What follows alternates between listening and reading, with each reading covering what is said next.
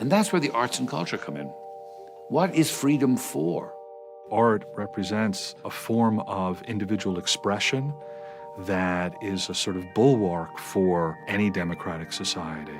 Art is representative of human engagement with ideas. To show our autonomy, to be able to be or become ourselves. Arts provide the opportunity to have the experience that we are independent human beings. A song or a painting may have been created for a purpose of a kind, recreation and entertainment, or for social justice. Freedom of expression of all kinds, but certainly artistic freedom of expression is absolutely fundamental.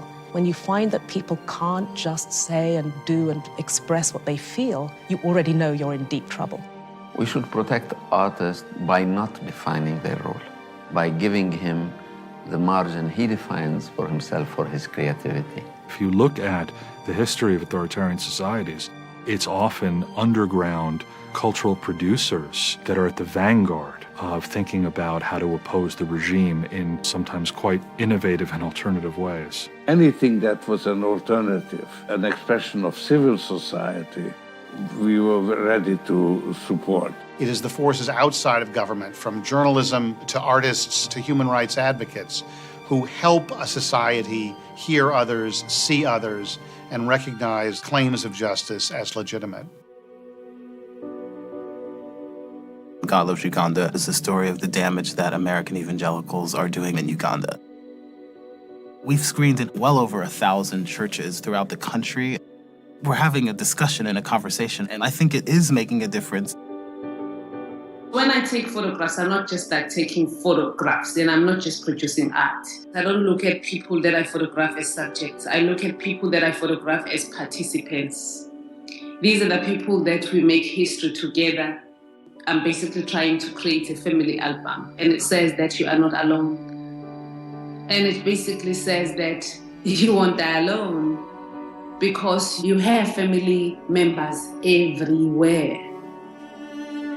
I was approached by the director. It seemed like a very interesting project. Romeo and Juliet, where each ethnic group will be playing one family, and parts of the play that were spoken in Albanian won't be translated and vice versa. That's the whole message of the production, that you have to understand each other if you want to. This border between the actors sort of disappears. We make ethnographic comic books. It's about giving them voice to tell their stories, of which we are the producers. We did a comic called Almaz about an Ethiopian woman who went to Saudi Arabia and was sexually and physically abused. And when I went back to Ethiopia, I saw the comic being used in schools to talk to young girls about the dangers of being a domestic worker. The educational and the advocacy impact is huge. Art has this impact on changing minds and perceptions.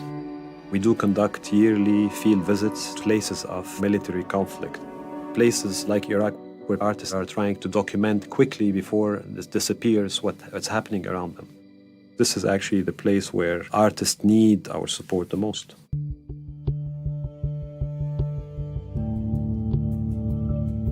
Imagination is creativity, and without that, nothing moves.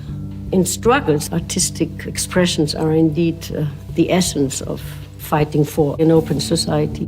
My work is focused more on a reaction of the situation that I live. The installation in the entrance of Albanian Parliament was about showing the visibility of Romani people. When people ignore us, we have to show that we are here. And I build these works in places that have witnessed trauma, that have conflicting narratives. And particularly of the story of migration from Africa to Italy. And it's going to be the first Arab opera that's going to play at the Royal Opera House. And I think when people come to the exhibit, they have an immediate sense of what the foundation cared about, the illumination of these significant human rights issues. And many of us saw terrible things.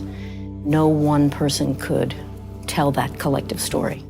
So we're looking at visual storytellers, people who make a series of frames which contextualize each other.